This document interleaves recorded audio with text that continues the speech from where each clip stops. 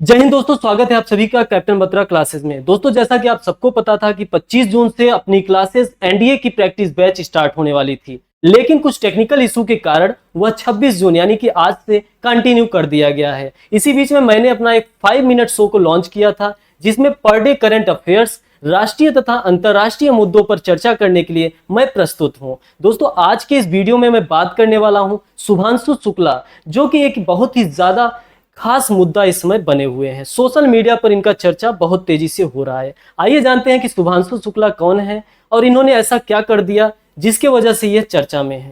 दोस्तों, चलिए हम बात करते हैं।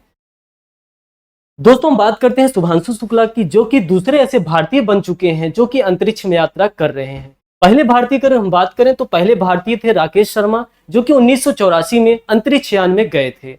दोस्तों, ये जिस मिशन के सहारे अंतरिक्ष में गए हैं उस मिशन का नाम है एक्सियोम 4 मिशन, जो कि बहुत ही ज्यादा खास है। दोस्तों, हम बात करते हैं भविष्य में भारत जो कि गगनयान मिशन की तैयारी में लगा हुआ है। गगनयान की लॉन्चिंग की जो तिथि है वह अभी पूरी तरह से तो निर्धारित नहीं है, लेकिन 2027 के तीसरे मंथ तक गगनयान के लॉन्चिंग किया जा सकता है। तो इसके पहले शुभांशु शुक्ला का अंतरिक्ष स्टेशन आईएसएस में पहुंचना सभी भारतीयों के लिए बहुत ही ज्यादा खास है। दोस्तों, हम इनकी कुछ विशेषता के बारे में बात कर लेते हैं।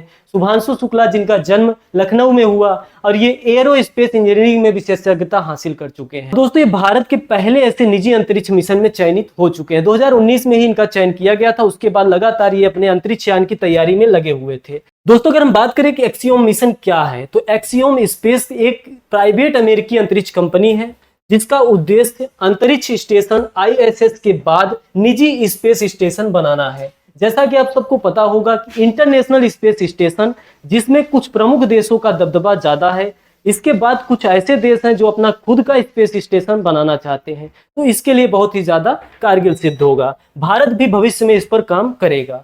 अगली बात हम करते हैं कि शुभांशु शुक्ला की भूमिका इस मिशन में क्या है। तो इस मिशन में अगर हम शुभांशु शुक्ला की भूमिका की बात करें तो मिशन विशेषज्ञ के रूप में ये चयनित किए जा चुके हैं और प्रयोग स्वास्थ्य, जैव विज्ञान और माइक्रोग्रेविटी में अन्य अंतरिक्ष यात्रियों के साथ अंतर्राष्ट्रीय सहयोग प्रदान करेंगे।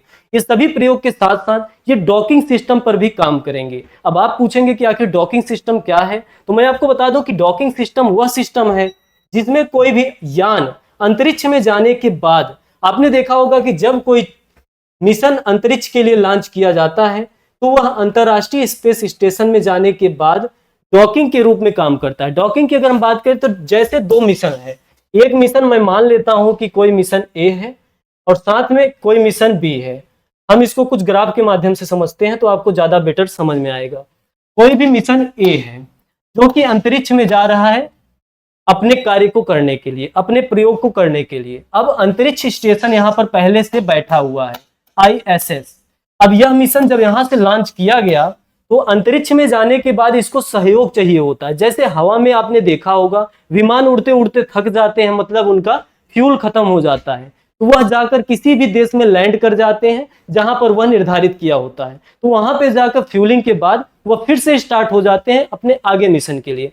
तो इसी प्रकार से जब कोई भी मिशन अंतरिक्ष के लिए जाता है तो उसमें इंटरनेशनल स्पेस स्टेशन होता है। कुछ मिशन तो केवल इसी के लिए बनाए जाते हैं जो कि वहां जाने के बाद प्रयोग करते हैं। कुछ तो ऐसे होते हैं जो वहां पर जाने के बाद फ्यूलिंग का काम करते हैं, या फिर अंतरराष्ट्रीय स्पेस स्टेशन में जो व्यक्ति बैठे हुए हैं ऑलरेडी प्रयोग कर रहे हैं तो उनको खाना पहुंचाना या फिर कोई भी सुविधाजनक चीजों को पहुंचाना होता है। तो हम बात करते हैं कि आखिर डॉकिंग सिस्टम काम कैसे करता है। तो मैंने बताया कि आईएसएस यहाँ पर फिक्स है जो कि पृथ्वी के चारों ओर चक्कर लगा रहा है। इसी के साथ साथ जब कोई मिशन यहाँ से गया तो वह यहाँ पर कुछ पेलोड्स होते हैं जो कि हर एक यान में लगे होते हैं। तो किसी भी यान का, जैसे चंद्रयान मिशन लॉन्च किया गया था, तो ऐसे कोई भी मिशन जब यहाँ धरती से लॉन्च किए जाते हैं तो वह धरती पर वापस आने के लिए किस प्रकार से सहायक होंगे। तो इसके लिए जरूरी होता है कि उसमें पेलोड्स जो लगे होते हैं वह जाने के बाद यहाँ पर जुड़ जाते हैं। तो इसी सिस्टम को कहा जाता है डॉकिंग सिस्टम, और इस सिस्टम पर पूरी दुनिया काम कर रही है। तो इसी सिस्टम को बेहतर बनाने के लिए शुभांशु शुक्ला प्रयोग करके आएंगे। उसके बाद 2027 में जब मिशन गगनयान लॉन्च किया जाएगा तो वह पूरी तरह से डॉकिंग सिस्टम पर काम करे, इसके लिए भी वो प्रयास करेंगे। अब दोस्तों, हम बात करते हैं कुछ आगे, जो कि शुभांशु शुक्ला से जुड़ा हुआ है।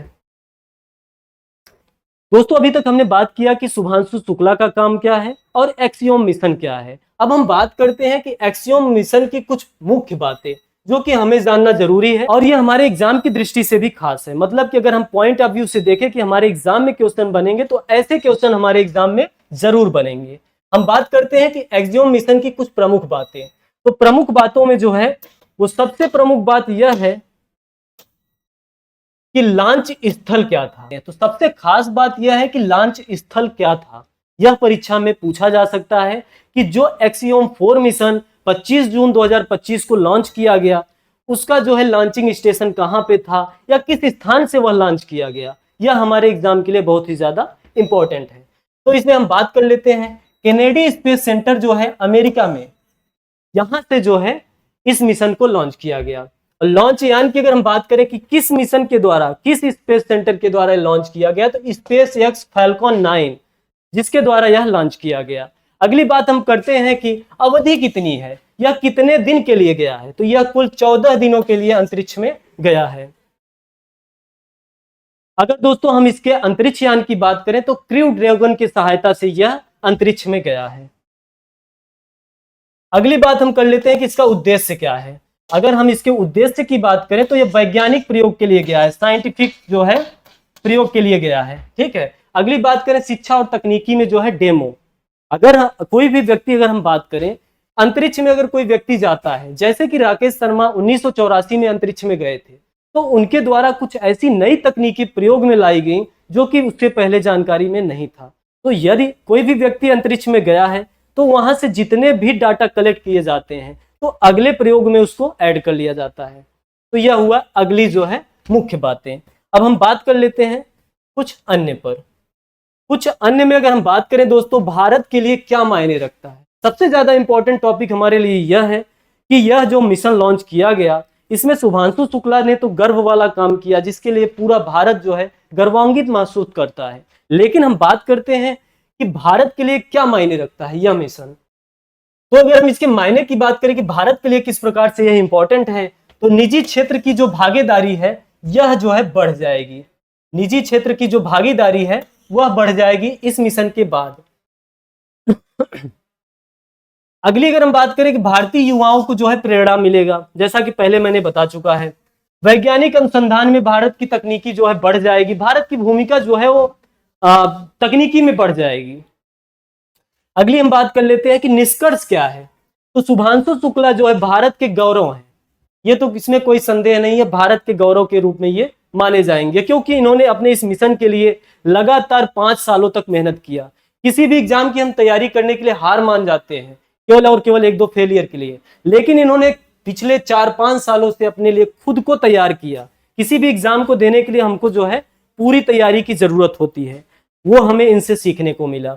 अगली बात हम करते हैं एक्सियोम मिशन जो है वो वैश्विक अंतरिक्ष सहयोग का उदाहरण है, बिल्कुल उदाहरण है, भविष्य के लिए उम्मीदों का जो है संकेत है। ठीक है। अगली बात हम कर लेते हैं दोस्तों, लास्ट पॉइंट हमारा यह है कि thank you Shubhanshu Shukla for prouding us. मतलब कि आपके इस महान मिशन के कारण अखंड भारत यानी 140 करोड़ की जो जनता है भारत की, वो आपके ऊपर गर्व महसूस करती है। और एक सैल्यूट हमारे तरफ से। जय हिंद शुभांशु शुक्ला, जय हिंद, जय भारत।